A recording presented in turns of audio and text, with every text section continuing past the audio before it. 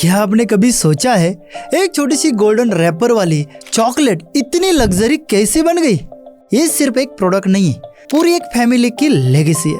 और सबसे हैरानी की बात, इस कहानी का एक हिस्सा इटली के छोटे से टाउन अल्बा से शुरू होकर सीधा महाराष्ट्र के बारामती तक कैसे आया। यानी ये सिर्फ टेस्ट की कहानी नहीं है, ये जियोग्राफी, पॉलिटिक, फैमिली, बिजनेस और क्लैरिटी की भी कहानी है। हैप्पी दर दोस्तों, मैं हूँ Sanjay Chaudhary, CEO of setup मास्टी, और आज की इस कहानी में आप समझेंगे जिस गोल्डन रैपर वाले चॉकलेट की बात हम कर रहे हैं वो है फेरेरो रोशर। आज हम समझेंगे Kinder Joy, Ferrero Rocher, Nutella और इनके पीछे छुपे बिजनेस के मास्टर गेम को। यही से हमारा आज का बिजनेस के स्टडी वीडियो शुरू होता है। एक सिंपल सी बेकरी से लेकर ग्लोबल एम्पायर तक का सफर, और साथ ही हम ये भी देखेंगे कि क्लैरिटी, कंपेटेबिलिटी और केस स्टडी कैसे क्वाइटली बैकग्राउंड में काम कर रही होती है और पूरी कहानी की डायरेक्शन बदल देती है। ये कहानी शुरू होती है इटली से, एक छोटे से शहर अल्बा से, जो एक समय पर बस एक छोटी सी सिटी थी, और यही से एक छोटी सी बेकरी दुनिया का चॉकलेट एम्पायर बन गई। और इस एम्पायर की शुरुआत किसी कॉर्पोरेट बोर्डरूम से नहीं, एक स्मॉल किचन, एक स्मॉल बेकरी और एक सिंपल सी क्रेजी से हुई थी। अब आपके दिमाग में भी आ रहा होगा, यार ये कैसे इतनी छोटी बेकरी से इतना बड़ा ग्लोबल ब्रांड कैसे बन गया? सोच रहे हो ना आप भी, कैसे भाई कैसे ये हुआ भी तो कैसा? तो चलिए स्टेप बाय स्टेप पूरी जर्नी को डिकोड करते।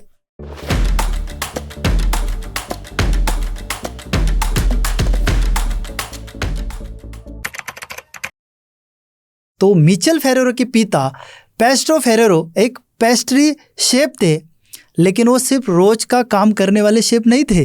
वो हर वक्त बस यही सोचते थे, चॉकलेट और हेज़लनट का परफेक्ट मिक्स कैसे बनाया जा सकता है। उनको एक ऐसा फ्लेवर बनाना था जो लोग को बार बार याद रहे और सिर्फ मीठा ना हो, बल्कि एक अलग एक्सपीरियंस लोगों को दे दे।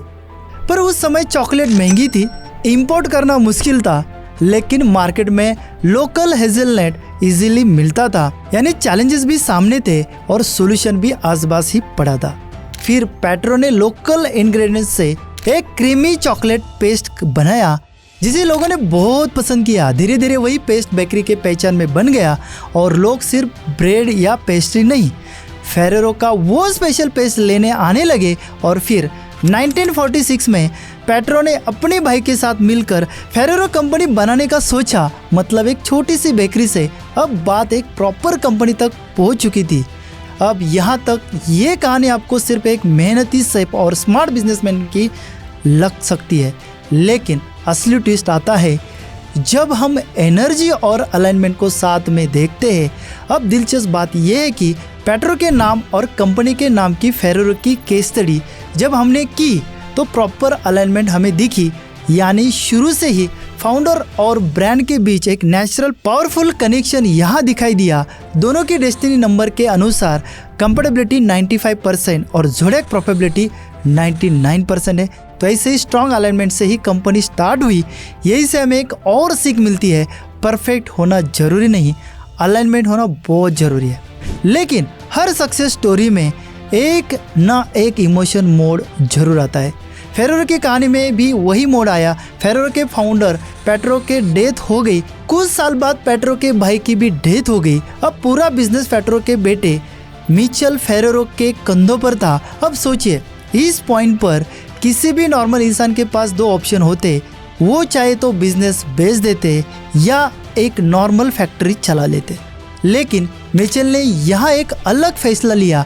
उन्होंने सोचा, या तो प्रोडक्ट को वर्ल्ड क्लास बना लेते हैं या फिर कोशिश करते करते सीखना है, गिर कर, उठ कर, एक्सपेरिमेंट करके कुछ नया क्रिएट करना है। यही से असली गेम शुरू होता है।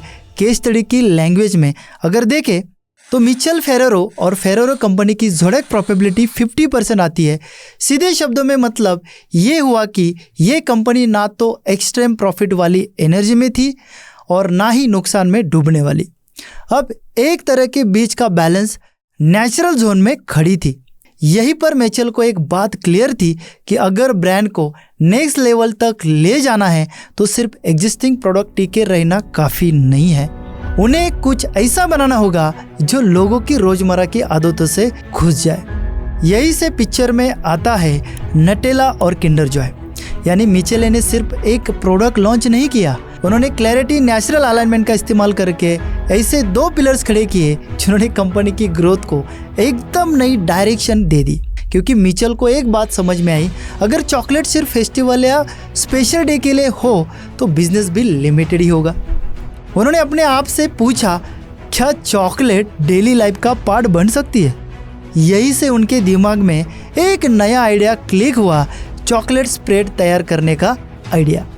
उन्होंने क्रीमी चॉकलेट स्प्रेड बनाया जिसका सबसे पहला नाम रखा गया सुपर क्रीमा। ये कोई ऑर्डिनरी प्रोडक्ट नहीं था, लोग इसे ब्रेड पर, टोस्ट पर, बिस्किट के साथ आसानी से लगाकर खा सकते थे। मतलब अब चॉकलेट सिर्फ गिफ्ट बॉक्स में नहीं बल्कि रोज सुबह डाइनिंग टेबल पर भी आने लगी।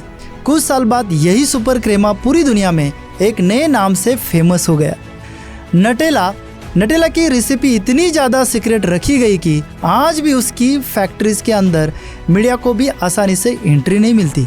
बहुत कम लोगों को उसकी एग्जैक्ट रेसिपी जानते हैं। यही से उनका एक और मार्केटिंग एंगल शुरू होता है। प्रोडक्ट से ऊपर उठकर हैबिट डिज़ाइन करने की स्ट्रैटेजी इन्होंने क्या किया, इन्होंने अपने ट्रक्स भेजना शुरू किया जो स्कूल के पास जाते थे और वहाँ बच्चों को फ्री में चॉकलेट और नटेला टेस्ट करने के लिए दिया जाता था। उनका लॉजिक बहुत सीधा था, बचपन से जिस टेस्ट से प्यार हो जाता है उसी ब्रांड को इंसान अक्सर पूरी जिंदगी याद रखता है। धीरे धीरे क्या हुआ, नटेला सिर्फ एक प्रोडक्ट नहीं रहा, वो ब्रेकफास्ट का हिस्सा बन गया। अब लोग कहते थे ब्रेड ला और साथ में नटेला भी लेकर आ। किसी के घर में ब्रेड बटर होता था तो किसी के घर में ब्रेड नटेला, किसी के यहाँ पैनकेक पर, किसी के यहाँ रोटी पर भी लोग नटेला लगाने लगे। मतलब चॉकलेट अब सिर्फ लग्जरी नहीं रही, डेली लाइफ की छोटी सी खुशियाँ का हिस्सा बन गई। इसके बाद मिचेल ने जर्मनी में फैक्ट्रीज खोली, फिर धीरे धीरे पूरे यूरोप में अपनी स्ट्रॉन्ग प्रेजेंस बना ली। लोकल इटालियन टाउन से शुरू हुआ प्रोडक्ट अब यूरोपियन लोगों का रेगुलर ब्रेकफास्ट पार्टनर बन चुका था। और आज भी दुनिया भर में बिजनेस स्कूल में मैकल की इस स्ट्रैटेजी को हैबिट बिल्डिंग स्ट्रैटेजी के नाम से पढ़ाया जाता है। माइकल ने और एक स्ट्रैटेजी अपनाई, उन्होंने बच्चों के लिए एक डेडिकेटेड ब्रांड बनाया जिसका नाम है किंडर जॉय, जिसमें चॉकलेट टॉयज, सरप्राइज और पैकेजिंग यानी सिर्फ टेस्ट नहीं बल्कि इमोशन, एक्साइटमेंट, क्यूरियोसिटी एक ही प्रोडक्ट में पैक कर दी। ये आइडिया इतना हिट हुआ कि किंडर जॉय आज दुनिया का सबसे ट्रस्टेड किड्स ब्रांड माना जाता है। यानी एक तरफ नटेला के ब्रेकफास्ट कैप्चर किया, दूसरी तरफ किंडर ने बचपन के इमोशन कैप्चर कर दिया। पूरा इकोसिस्टम तैयार हो गया। और फिर आया 1979 जब चॉकलेट ने पहली बार सच में लग्जरी का रूप लिया। मिचेल ने लॉन्च किया फेरेरो रोशर गोल्डन रैपर वाला चॉकलेट। ये सिर्फ चॉकलेट नहीं थी, ये एक पूरा एक्सपीरियंस था। गोल्डन रैपर, छोटा सा कप, प्रीमियम लुक और रिच टेस्ट, इस पैकिंग ने इससे लग्जरी बढ़ा दिया। आपने नोटिस किया होगा आज भी फेरेरो रोचर सेलिब्रेशन और गिफ्टिंग का सिंबल है। लेकिन ब्रांड का मैजिक सिर्फ प्रोडक्ट या पैकेजिंग तक ही नहीं था, कंपनी की अंदरूनी सोच भी उतनी ही क्लियर थी। और दोस्तों, कहानी का सबसे इंटरेस्टिंग हिस्सा आता है यहाँ। जो किंडर जॉय हम आज इतने मज़े से खाते हैं उसके पीछे सिर्फ एक फॉरेन कंपनी नहीं बल्कि इंडिया के एक नेता का बहुत बड़ा रोल बताया जाता है। फेरेरो की फैक्ट्री बारामती में आ सके इसके लिए जगह चुनने से लेकर रोड्स, इलेक्ट्रिक, वाटर सप्लाई और बाकी सुविधाएं तैयार करने वाले तक शरद पवार ने खुद आगे आकर पूरा सपोर्ट दिया और इम्पोर्टेंट रोल निभाया। और फिर 2011 में 55 एकर्स का फेरेरो प्लांट शुरू हुआ। आज यहाँ से किंडर जॉय और टिक टैक दोनों का लार्ज स्केल प्रोडक्शन होता है। ये सिर्फ बिजनेस नहीं, लॉन्ग टर्म विजन और डेवलपमेंट पॉलिटिक्स का एग्जाम्पल है। तो दोस्तों, यहीं पर हमारी कहानी एक ग्लोबल चॉकलेट ब्रांड से आपके घर, आपकी दुकान और आपके फैमिली बिजनेस की तरफ मुड़ती है, क्योंकि हर एक बिजनेस का प्रिंसिपल सेम रहता है। जड़ें स्ट्रांग होंगी, रोल्स क्लियर होंगे तो फल अपने आप मीठा हो जाएगा। और अब इसी पॉइंट को इंडिया ने कॉन्टेस्ट में जोड़कर देखी है, क्योंकि यह स्टोरी सिर्फ ब्रांड्स की नहीं, फैमिलीज की भी है। इंडिया में सिर्फ अंबानी या टाटा ही नहीं, हमारे देश में ऐसे कई सारे नाम हैं जिन्होंने एक छोटे स्टार्टअप से पूरे भारत इकोनॉमी में कंट्रीब्यूट किया। बजाज, गोदरेज, बिरला, महिंद्रा, टीवीएस, डाबर, टोरेंट, किर्लोस्कर, ये सब नाम सिर्फ ब्रांड्स नहीं है, ये multi generation family business empires है, जहाँ एक जनरेशन फाउंडेशन बनाती है, दूसरी उसे एक्सपांड करती है और तीसरी उसे कंप्लीटली नया रूप देती है। इंडिया की इकोनॉमी की ताकत इन्हीं बिजनेस में है, क्योंकि इनके अंदर सिर्फ पैसा नहीं है, बल्कि वैल्यूज, कल्चर और लेगेसी भी साथ चलती है। अगर फैमिली बिजनेस के अंदर सिर्फ मेहनत है, इमोशन है, ट्रेडिशन है, लेकिन इनविजिबल सेलिंग की समझ नहीं है, यानी अंदर चल रही साइकोलॉजी क्या है, कस्टमर के हैबिट्स क्या है, ब्रांड की पोजीशन क्या है और लॉन्ग टर्म प्लानिंग कैसी होगी, ये क्लियर नहीं है, तो तीसरी पीढ़ी तक पूछते पूछते बिजनेस धीरे धीरे कमजोर लगने लगता है। फेरो जैसे ब्रांड्स ने इसी गलती से खुद को बचाया। उन्होंने सिर्फ प्रोडक्ट नहीं बेचा, उन्होंने हैबिट बेची, इमोशन बेचा, एक्सपीरियंस बेचा और सबसे इम्पोर्टेंट बात, हर मोड़ पर पिता से लेकर बेटे तक हर इंसान ने बिजनेस की केस स्टडी करके बिजनेस चलाया। और यही पॉइंट इंडिया के हर छोटे बड़े बिजनेस फैमिली के लिए एक बहुत बड़ा सिग्नल है। अब ज़रा अपने भारत को देखो, इंडिया में फैमिली बिजनेस बहुत लोग करते हैं। कुछ गूगल डेटा के अनुसार हमारे देश के जीडीपी का 75% से ज़्यादा हिस्सा फैमिली बिजनेस से आता है। करीब 95% रजिस्टर्ड कंपनियां किसी न किसी परिवार के ओनरशिप में है और अंदाज़ा है कि 2047 तक 80 to 85% फैमिली बिजनेस से इंडिया की इकोनॉमी बढ़ सकती है।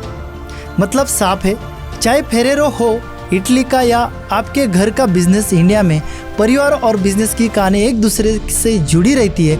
लेकिन यही सबसे बड़ा सवाल शुरू होता है, आपका फैमिली बिजनेस चल रहा है या सच में सोची समझी प्लानिंग के साथ ग्रो कर रहा है? अगर ये सवाल सुनकर अंदर थोड़ा सा भी रुक कर सोचना पड़ा तो शायद यही सही टाइम है। अपने बिजनेस की नहीं, अपने पूरे फैमिली की केस स्टडी करना बहुत ज़रूरी है।